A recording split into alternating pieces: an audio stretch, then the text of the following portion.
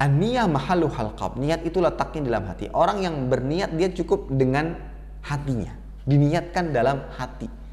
Tidak perlu diucapkan. Sebagaimana ketika seseorang niat untuk makan, apakah baru dikatakan berniat untuk makan ketika dia lafalkan, saya niat, saya mau makan?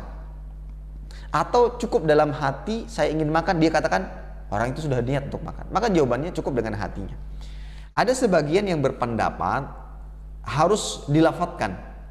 Ya, harus dilafatkan. Di antara alasannya atau dalilnya karena seringkali muncul rasa was-was. Maka untuk meyakinkan hati dilafatkan. Was-was ini seringkali muncul. Maka untuk meyakinkan hati dengan cara dilafatkan. Kemudian yang kedua, terdapat pendapat dari Imam Syafi'i yang mana beliau mengatakan tidak sah sholat tanpa melafatkan niat. Yang mana perkataan tersebut adalah berbunyi sebagai berikut. Idza nawa hajjan wa umratan ajza wa illam yatalafat wa laysa kas-shalah la tasihhu illa bin nutqi.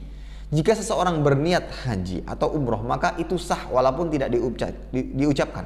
Berbeda dengan sholat, sholat tidak sah kecuali dengan pengucapan. Nah, pendapat ini diantaranya diambil oleh salah seorang ulama Syafi'iyah, yaitu Abu Abdullah Az-Zubairi, yang mana beliau mengatakan pengucapan diharuskan bagi orang yang ingin ibadah, diantaranya sholat. Baik, ada beberapa kekeliruan dalam pendapat ini.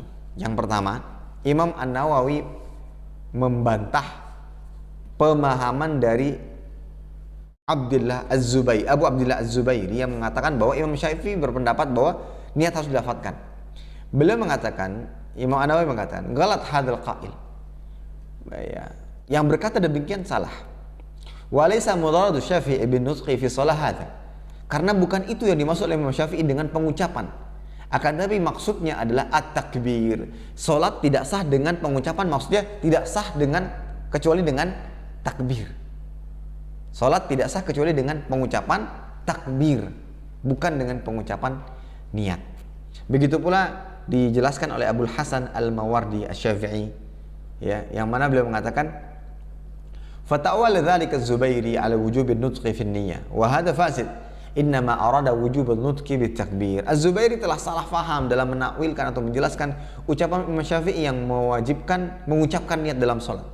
Ini adalah tafsiran yang salah. Yang dimaksud di sini adalah mengucapkan takbir. Dan juga bertentangan dengan dalil mengatakan bahwasanya melafatkan niat. Karena tidak pernah ditemukan dalil-dalil yang menyatakan demikian. Contoh, riwayat Aisyah radhiyallahu taala anha yang diriwayatkan Imam Muslim. Karena Rasulullah sallallahu alaihi wasallam yastaftihu shalah bitakbir. Adalah Nabi sallallahu alaihi wasallam memulai salat dengan takbir. Langsung takbir. Niatnya adalah hati. Kemudian pula disebutkan dari Abu Hurairah radhiyallahu taala anhu bahwa Rasulullah sallallahu alaihi wasallam berkata kepada orang yang salatnya jelek.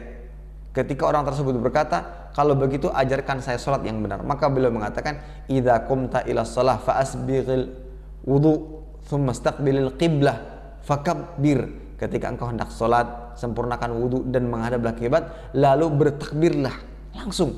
Karena kenapa? Karena niatnya di dalam hati.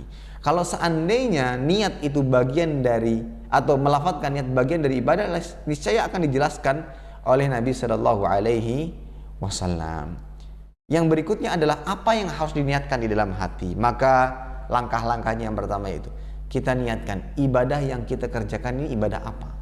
Yang mana tujuannya adalah untuk membedakan antara satu ibadah dengan ibadah. Soal zuhur asar, kita niatkan dalam hati yang saya kerjakan ini adalah sholat asar misalnya. Jadi, kemudian yang kedua, ibadah ini dikerjakan untuk apa? Ikut-ikutan atau mengerjakan perintah Allah Subhanahu wa taala. Dan tentunya niatnya adalah untuk mengerjakan perintah Allah Subhanahu wa taala. Kemudian ketiga, dikerjakan untuk siapa?